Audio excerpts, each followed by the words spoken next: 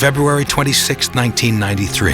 11:15 a.m. Iyad Ismail and Ramzi Youssef are driving a 10-foot yellow Ryder van. Following them is a car driven by Mohammed Salameh. Salameh had leased the van from a Ryder rental agency in Jersey City 3 days earlier. It now carries a 1,500-pound bomb made of urea nitrate and hydrogen. 11:55 a.m. The yellow Ryder van pulls into level B2 of the World Trade Center garage. Iyad Ismail steers it to an illegal parking space. Ramzi Youssef lights a fuse on the bomb. The fuse is encased in rubber, which suppresses smoke and allows for a 10 to 20-minute burn time. Youssef and Ismail jump into Salameh's car and speed out of the garage.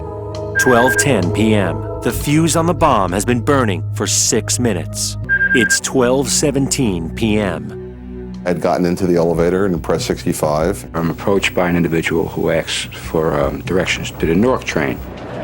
We're waiting now for the elevator to come for us. I was standing within the door frame and had just opened the door to my office. We entered an elevator on the 72nd floor. I was cutting insulation, putting it on the cart. I was in my office and my friend was coming up and we were gonna have pizza. I got out of the car, opened the backseat door, reached for my things, had my car keys in my hand.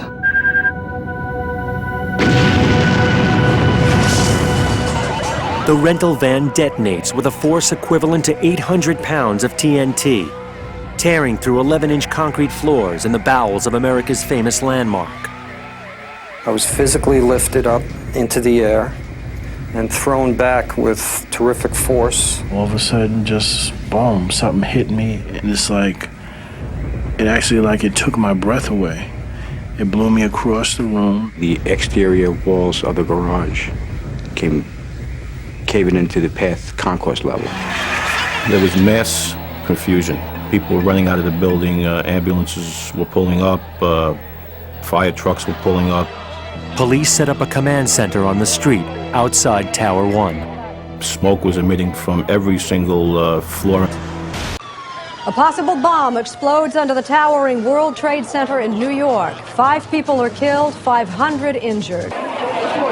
Thousands poured out of the building, gasping for air. Eyes glazed with shock, they spoke of the devastation within.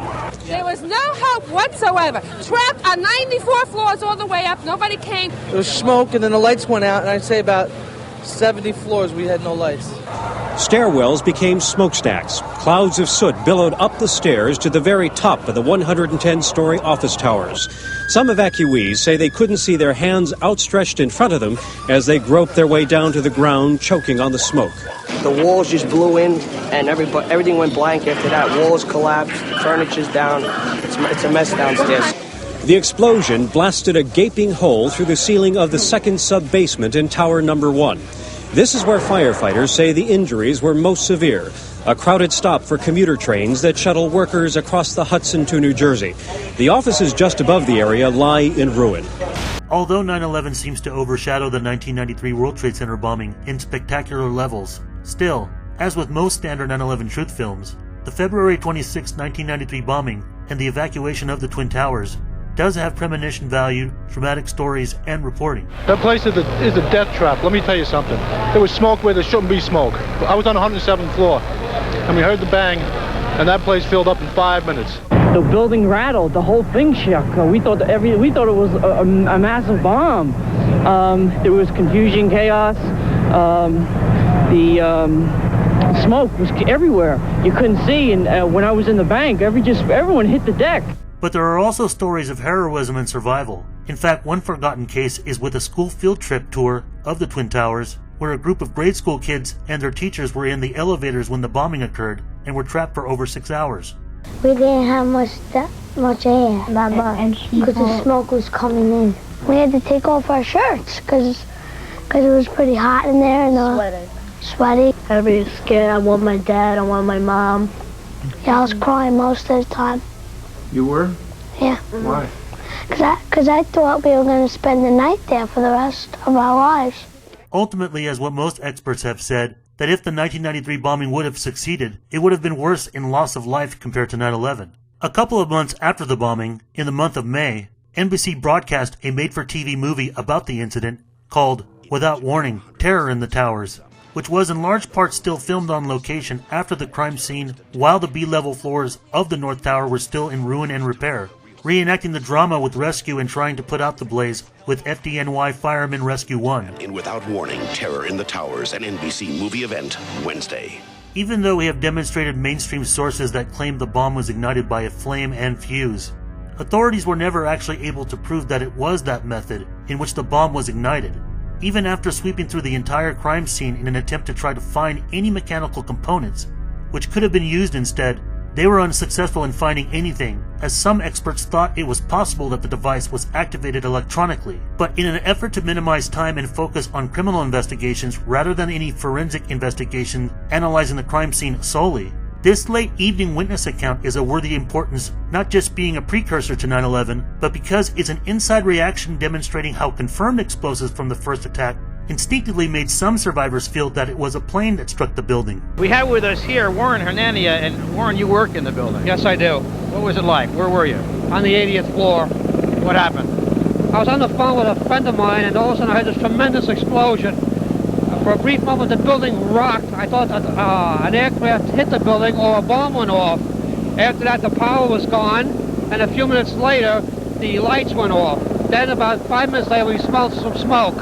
And how long did it take you to get out of the building? How did you get out? We took the stairway down. It took us roughly about 2.5 hours to exit the building.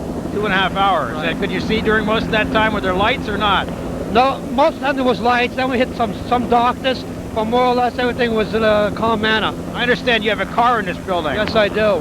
Was it in the area where the explosion occurred? I think so, yes. Is that why you're back here? Yes. The bomb was a urea nitrate device enhanced with hydrogen gas, and it ripped through a 30-meter wide hole through 4 sublevels of concrete. It destroyed many vehicles and infrastructure under the building, creating a massive inferno that took firemen battling it until the next day to finally put it out, which had prevented investigators until then to reach the blast crater in order to perform their tasks. The damage and fire was so bad, it was reported that an entire car had melted.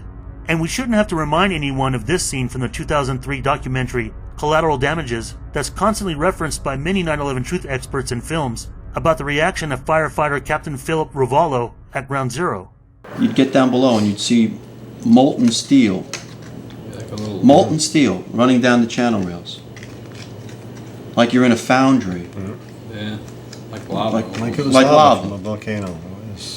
And without any possible confusion or excuse with the airline crashes, molten metal was also witnessed within the rubble of the 1993 World Trade Center bombing. Some of the firemen stated that the blast crater looked like a barbecue pit, and as another precursor, now walk to the lip of the crater, the epicenter of the earthquake that rocked people 110 stories above.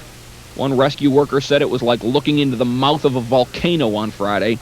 But I can guarantee you one thing about the World Trade Center bombing, is that regardless if the ignition for the explosive was undetermined, Ramzi Youssef and conspirators certainly weren't using nanothermite in 1993.